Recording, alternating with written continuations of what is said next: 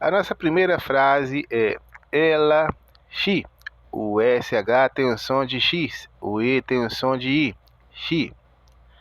É is. Incrível, amazing. A segunda é ele ri. O H com o som de R, o E com o som de I. Ele ri. É is. Inteligente, intelligent.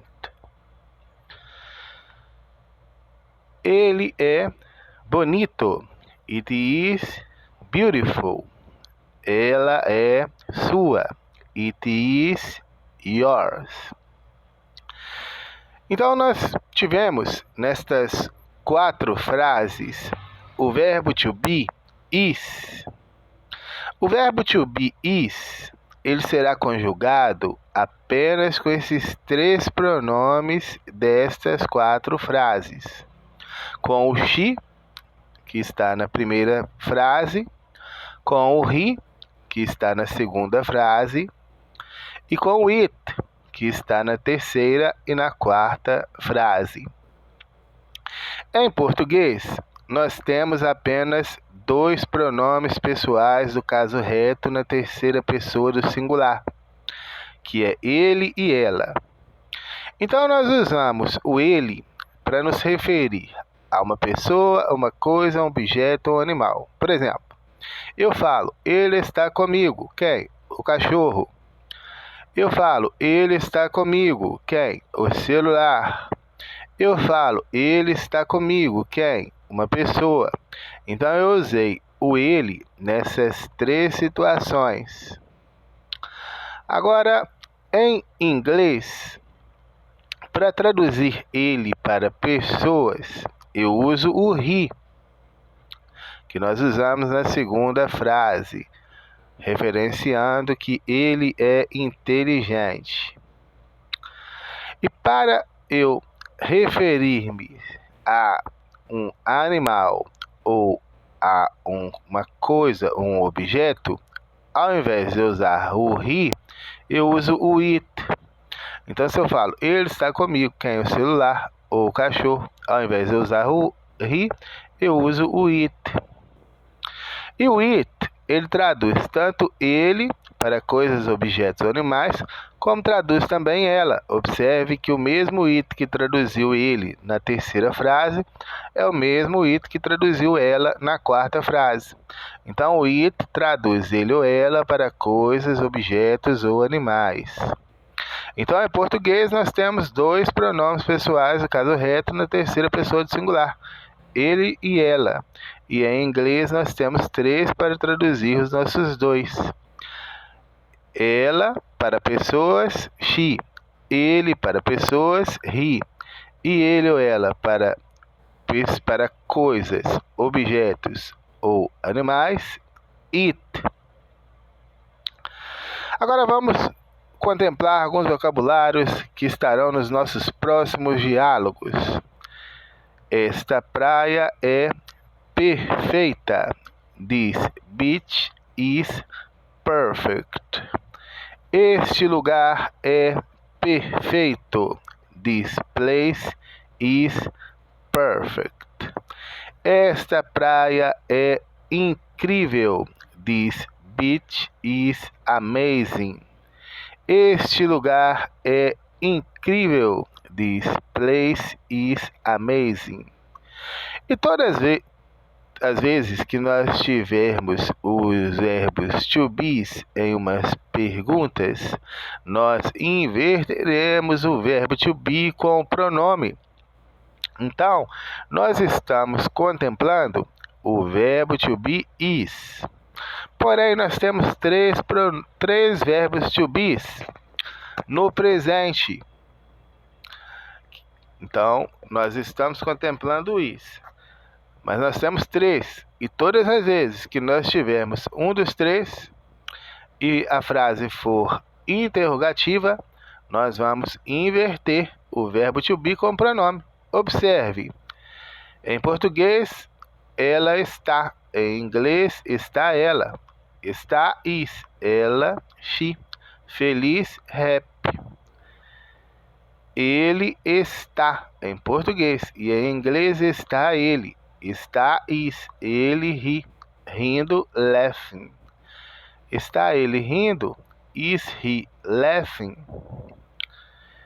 Em português, ela está. Em inglês está ela. Is it? Com eles. With them. Está ela com eles. Is it with them? Em português, ele está. Em inglês está ele. Is it? Com você. With you.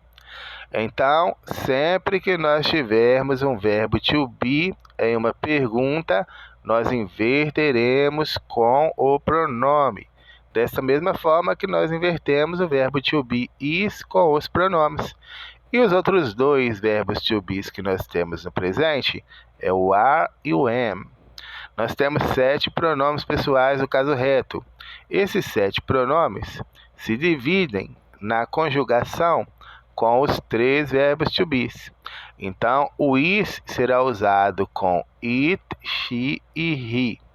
O are será usado com you, we e they.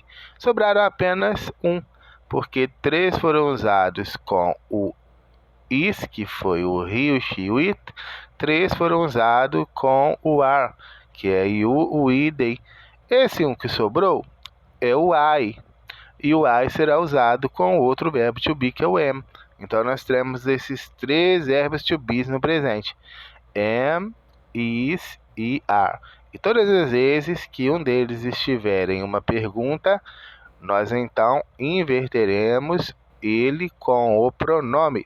Vamos ver os próximos vocabulários, que estarão nas nossas próximas frases e diálogos. Alguns vocabulários que estão nessas frases. Eu fui, I went. O W com o som de U. E de N, de NT, de T, went. Ao supermercado, to the supermarket. Eu fui ao supermercado, I went to the supermarket. Eu fui, I went. À farmácia, to the pharmacy. I went to the pharmacy. Eu fui, I went. À igreja, to the church. I went to the church. Eu fui, I went. Ao bar, to the bar. I went to the bar. Eu fui, I went. Com ele, with him. I went with him. Eu fui, I went. Com ela, with her. I went with her. Da mesma forma que nós invertemos o to be nas perguntas, nós invertemos também nas negativas. Porém, nas negativas, nós inverteremos com o não, que é o not. Então, ela, she, está, is, não, not, ajudando, helping. She is not helping. Ele, he, está, is, não, not, fraco, weak. Aliás, o is nessa frase traduz é. He is not weak. Ele, it, é is, não not. Nosso, ours. It is not ours. Ela, it, é is, não not. Sua, yours. It is not yours. Então, ao invés de ficar ela não é, ficou ela é não. Então, nas frases negativas, nós inverteremos o verbo to be com o não. Bom, agora vamos observar que o aprendizado da conjugação dos verbos to be com seus respectivos pronomes, eles são relevantes tanto para a usabilidade nas frases que eles as compõem, quanto também nas expressões que eles a compõem. Então, nós temos nessa frase: ela vai aprender a dançar. Então, ela, she, aprende, learn, dançar, to dance, sem considerarmos as letrinhas azuis. Então, ela, she, aprende, learn, a dançar, to dance. O is going to, ele é uma locução verbal do futuro. Então, o is going to, ele não tem tradução nessa frase. Ele não está traduzindo nenhuma palavra. Ele está fazendo você entender que a frase está no futuro. Então, se você considerar a frase sem esta locução verbal, sem o is going to, você traduziria a frase: ela, she, learn, aprende, dançar, to dance. No presente, ela aprende a dançar.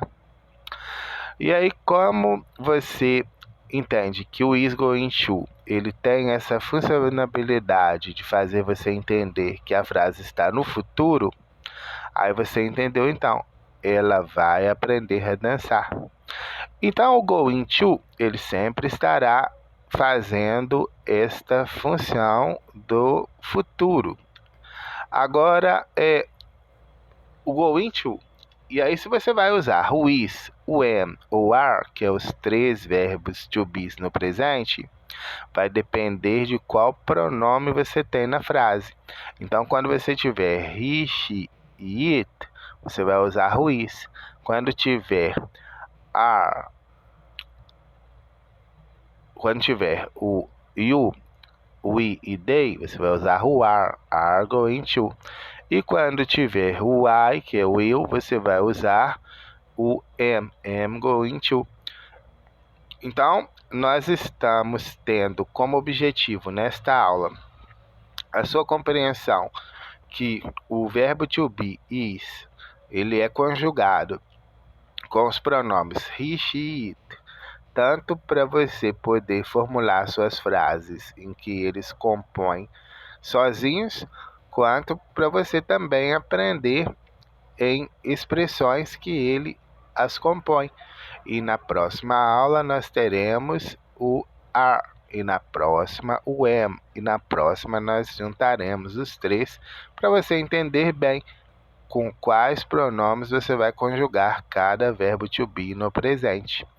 Então vamos observar agora que nas interrogativas que o to be inverte sozinho, ele inverte também nas expressões. Então ela, she, vai aprender a dançar, learn to dance, perguntando. E como foi uma pergunta, inverteu o is com o she.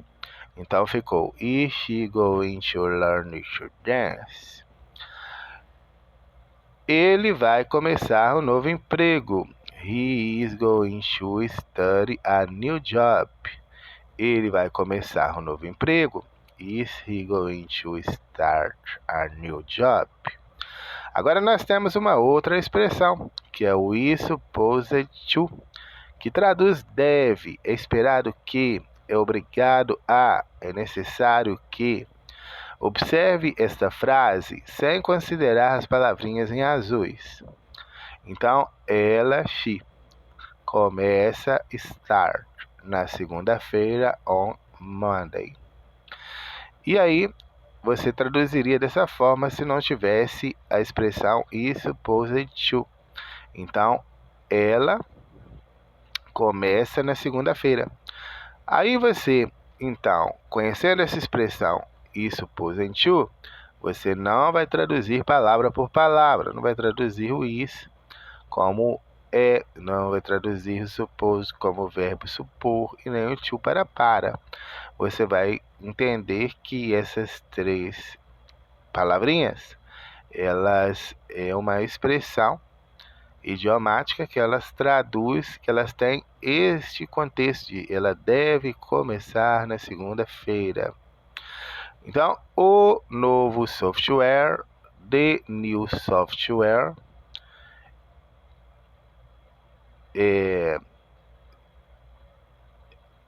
será compatível sem o is supposed to. Então, the new software, o novo software, o be será e compatível, compatible. Então, se não tivesse o is supposed to, a frase seria essa: o novo software será compatível. Então, o is supposed to faz você entender o quê? Que ele é esperado que seja compatível, ou ele deve ser compatível. É esperado que ele tem esta conceituação de deve. Então, é esperado que o novo software deve ser compatível. É esperado que o novo software deve ser compatível com o nosso sistema. Então, ele é obrigado a entregar até sexta-feira. Então, ele ri. Vamos considerar a frase sem o azul. Entrega deliver até sexta-feira by Friday. Como nós inserimos o is supposed to, então é obrigado. Ao invés de ele entrega até sexta-feira, ele é obrigado a entregar até sexta-feira. Com o contexto de deve. Então, ele deve entregar até sexta-feira. Então, vamos considerar sem os azuizinhos. Ele trabalha, work, neste domingo, in this Sunday. E considerando o azulzinho, ele deve trabalhar neste domingo. Ele é obrigado a trabalhar neste domingo. É obrigado com esse conceito de deve. O is supposed to traduz deve em frases informais. Então, você usará com seus amigos, com seus familiares, em locais que não requer formalidades.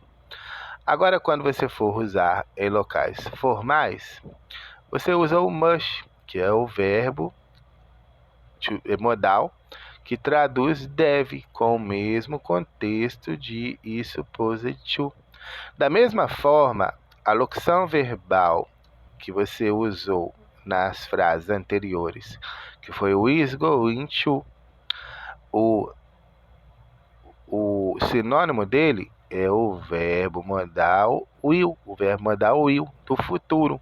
E o will você vai usar para formalidades e o is going to para informalidades. Então, para estes dois tradutores de is going to e is supposed to de expressões, nós temos então dois verbos to be formais. O must, que é um verbo to be, que significa deve, e o will, que é um verbo to be, que é o auxiliar do futuro, que tem a mesma contextualização do is going to. Você o colocando na frase, todos entenderão que a sua frase está no futuro. E todas as vezes que você contemplar o is going to ou will nas suas frases, você vai entender que a frase está no futuro. Bom, então nós vamos agora observar que o supposed, sem o is e o to, ele traduz o verbo supor. Vamos supor que ele vai chegar logo. Let's suppose he will arrive soon. E nós tivemos também o is going to. Então, ela vai estudar. She is going to study. O supposed e supposed to, ela deve estudar. She is supposed to study. Tivemos, então, essas duas expressões formadas com o verbo to be is. E o verbo to be is, sozinho, ele significa é ou está. Observe na primeira frase. Ela é inteligente. She is intelligent. Na segunda, ela está trabalhando. She is working. Então, na primeira significou é. Na segunda significou está. Agora, observe a primeira frase. Ele é um bom exemplo. He is a good example. Na segunda, ele está ajudando. He is estudando. He is studying. Então, na primeira, o is significou é. Na segunda, significou está. Vamos ver alguns vocabulários dos próximos diálogos. Qual é sua preferência? What is your preference? Minha preferência é uva. My preference is grape. Minha preferência é laranja. My preference is orange. Minha preferência é melancia. My preference is watermelon. Então, preferência. Tudo no início tem o mesmo som da escrita, até a letrinha N. Então, a letrinha C tem o som de TC e a letrinha I tem o som de I. Então, preferência, preference. Então, vamos observar que nas frases afirmativas, o verbo to be não inverte. E nas perguntas, ele inverte com o pronome. E nas frases negativas, ele inverte com o não, que é o advérbio de negação, not. Então, perguntando, é ele criativo? Is he creative? Afirmando, ele é inteligente? He is intelligent. Perguntando, é ele educado? Is he polite? Afirmando, ele é muito educado. He is very polite. Afirmando, ele é forte. He is strong. Negando, ele é não fraco. He is not weak. Afirmando, ele é bom. He is good. Negando, ele é não ruim. He is not bad. Então, nas afirmativas, não haverá inversão. A tradução ficará abaixo de cada palavra. Então, ele, he, é, is, bom, good. Nas negativas, inverterá o verbo to be com o não, que é o not. Então, ele, he, é, is, não, not, ruim, bad. E nas perguntas, inverterá o verbo to be com o sujeito. Então, é, is, ele, he, educado, polite. Então, encerramos essa videoaula. Até mais. See you later.